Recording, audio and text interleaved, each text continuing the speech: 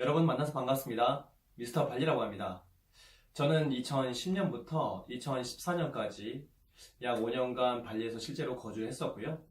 그때부터 지금까지 발리를 중심으로 해서 무역업에 종사하고 있습니다. 최근에는 서울과 부산 지역에서 실전 무역 강의를 진행하고 있습니다.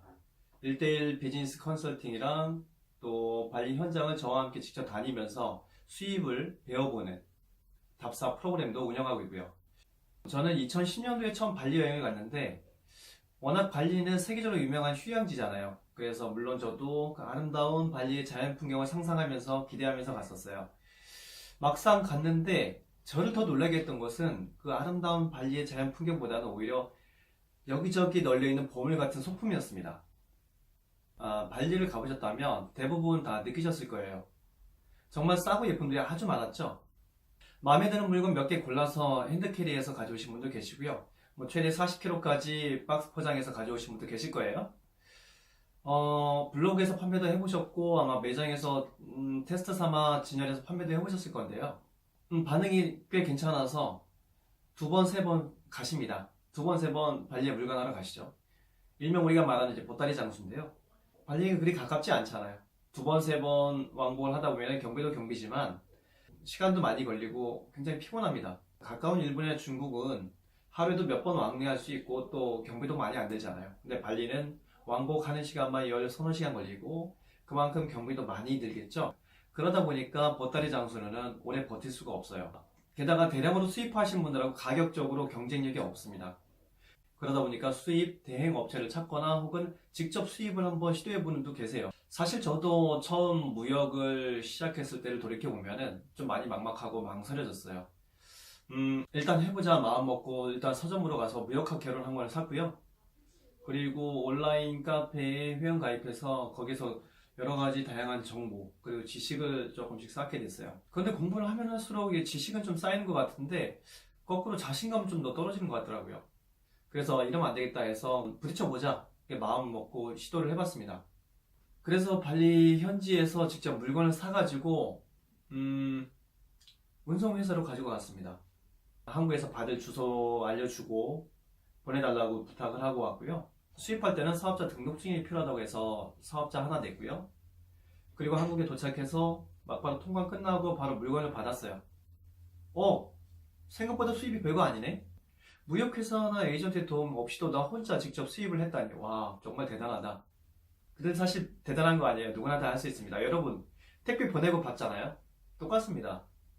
다만 국가와 국가 간의 거래가 되는 거죠. 게다가 요즘에 해외 직구도 많이 하시죠. 또 해외 직구를 하다 보면 통관이라는 걸 간접 체험하고요.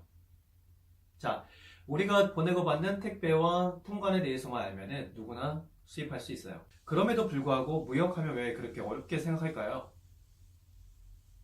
내가 무역 전공자도 아니고 그리고 무역에 대해서도 딱히 아는 게 없는데 어떻게 내가 수입을 할 수 있을까? 라고 미리 겁을 먹는 겁니다. 게다가 국제무역사 자격증을 따서 한번 수입해볼까? 게다가 한국분들 자격증 좋아하시잖아요. 여러분, 수입, 수출, 무역은요 전공이라든지 자격증을 갖고 하는 게 아니에요. 여러분들이 사고 팔고 싶은 물건이 뭔지 알고 그 물건을 보내고 받는 방법만 알면 되는 거예요.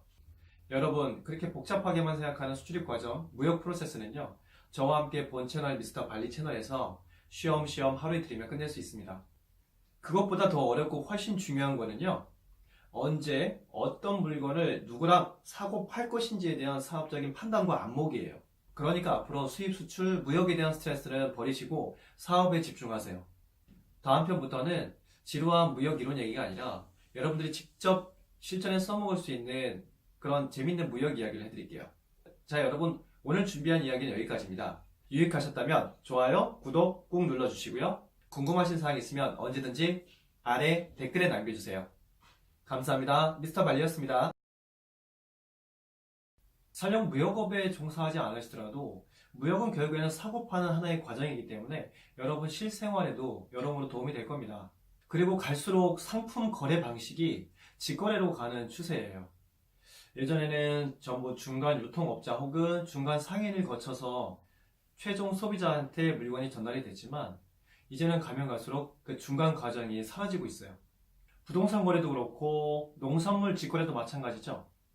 정말 많은 분야에서 생산자와 소비자가 직접 거래를 하고 물건을 직접 사고 팔기도 합니다. 결국은 중간에 유통 입지가 좁아지고 있는데요. 그만큼 정보가 많이 오픈돼서 그래요. 과거에는 정보의 불균형으로 인해서 중간 유통이라는 과정이 있었지만 지금은 정보의 불균형이 깨졌습니다. 내가 알고 있는 정보와 지식이 크게 차이가 없는 거예요. 그리고 그런 정보와 지식도 쉽게 내가 얻을 수 있고요. 그만큼 가격 경쟁도 치열해졌고요.